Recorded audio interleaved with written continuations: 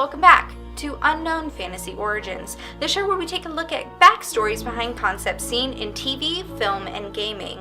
Viewer discretion is advised. Stories from the real world are more disturbing than they appear on TV.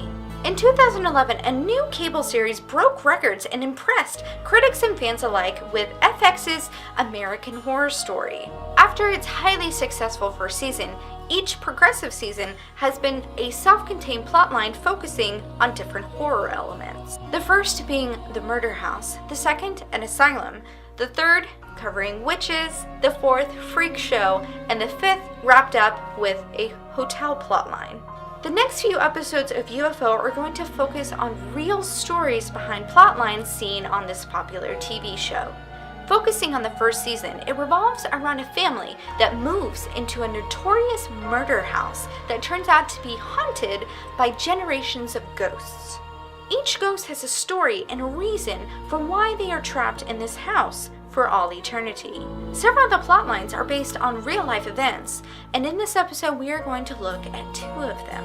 One of the spirits trapped in the house turns out to be that of Elizabeth Short. Most of you probably only know her by the name of the Black Dahlia. Aside from American Horror Story, this cold case has been featured in countless documentaries and a more recent film from 2006 starring Josh Hartnett, Aaron Eckhart, and Hilary Swank called Black Dahlia. Although the TV show and the movie portray a different reason for her death, they all portray this same famous ending. Elizabeth Short was found nude and posed in a vacant lot, her body cut in half and horribly mutilated. Despite the horrific display, the killer drained the body of its blood and scrubbed her body clean.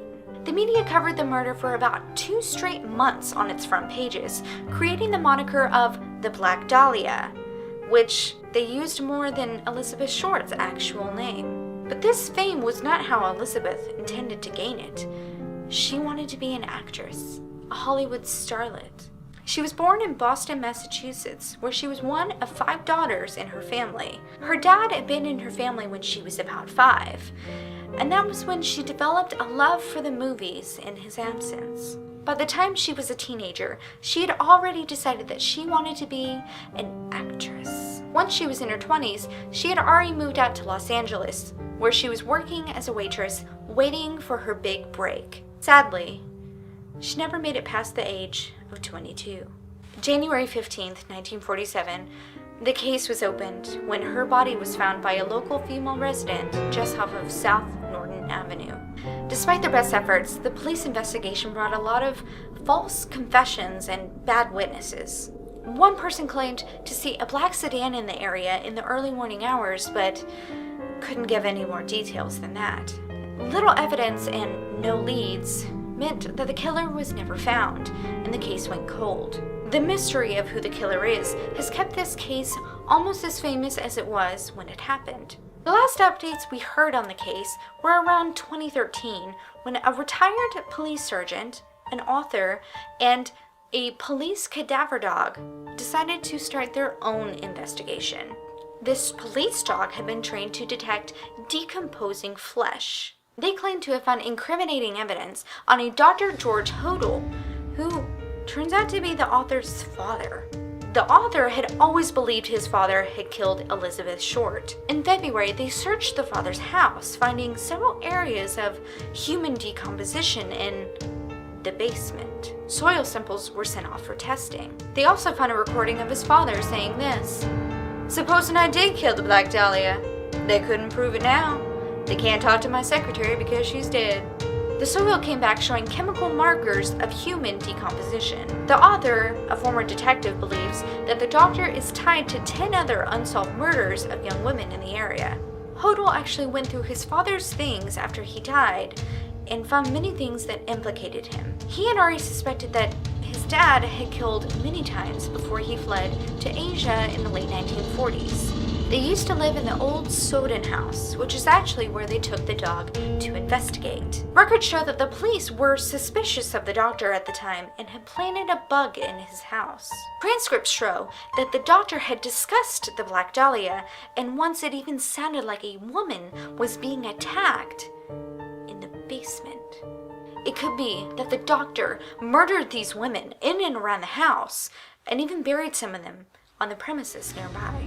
These markers could range from 20 to 100 years ago, but that could be consistent with a body being buried 70 or 80 years ago in a shallow grave. One case that could be cleared is that of Jean Spangler. The only thing that was ever found was her purse in Griffith Park, which was not far from the Hodels. A note inside of her purse hinted that she was going to get an abortion, which at the time was illegal. Hodel was able to find in his research that his dad was actually performing abortions during this time, one of the few, and that Jean and the doctor actually had a mutual friend in common. Hodel was unable to get permission to investigate the rest of the premises, and the LAPD didn't want to help because of how old the case was. Hodel has since written several books about his father, one of them actually tying the doctor to returning to Northern California in the 1960s, committing the infamous Zodiac killer murders. But for now, Hodel is now on hold in his research. One of the episodes revolves around 3 home invaders who are trying to recreate a murder that happened in the house. A flashback reveals a man who shows up at the front door bleeding and asking for help. The girl who answers the door lets him in and starts tending to his wounds, realizing that the man is lying. The man proceeds to kill a woman upstairs in the bathtub and forces the other to put on a nurse's uniform, tying her up and stabbing her to death.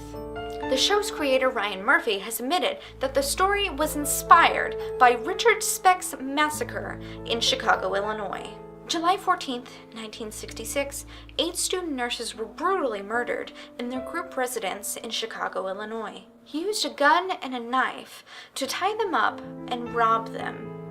Over the next few hours, he stabbed and strangled each of them one by one. One of them was actually able to survive by hiding under the bed when he couldn't remember how many victims that he had. Already arrested over 20 times and being an alcoholic by this point, Richard Speck had been heavily drinking at several bars in the area when he decided to break into the townhouse at South Chicago Community Hospital. When a girl named Amaral opened the door when he knocked, he forced himself in. Using a gun, he forced 3 women into a room where he found 3 more. Using bed sheets, he tied up the women using knots that he had learned while he was working on cargo ships. Midnight hit and 3 more women had already come home and joined the scene. Speck kept reassuring them that he was only there to rob them. After taking their things, he started removing them one by one. The girls were raped, beaten, strangled, and stabbed. The remaining women could only hear muffled screams, and the lone survivor, Amaral, stayed under the bed until 6 a.m. when she felt it was safe enough to run out to the second-story ledge and scream for help. She was able to give Speck's description to the police, who then plastered his face all over the front of the papers. Speck saw the paper while he was hiding in a cheap hotel and decided to slit his wrist and his elbow, hoping to die. But he soon changed his mind and called for help. He was arrested the next day at the hospital because of his recognizable tattoo from prison. It read, "Born to Raise Hell." Amaro was later able to identify him, and Speck's prints were all over the scene. Unfortunately, 1972 was the year that the Supreme Court decided to remove the death penalty, so they served him with 400 years, which he only served 19 of because he died of a heart attack in 1991.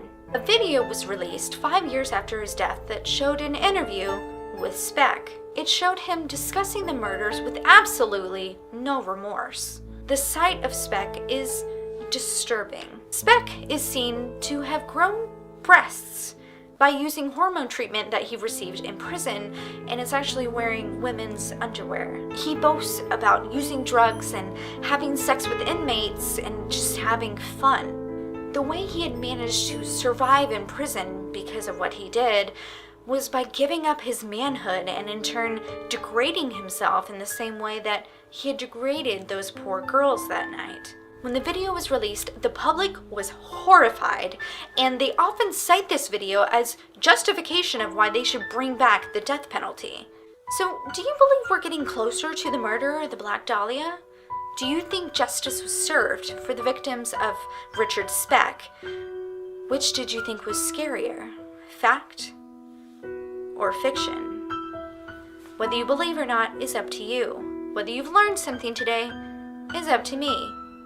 Please stay tuned for the next episode of Unknown Fantasy Origins. My name is Christy A. Bell, and this was American Horror Story Season 1. Just remember, all monsters are human.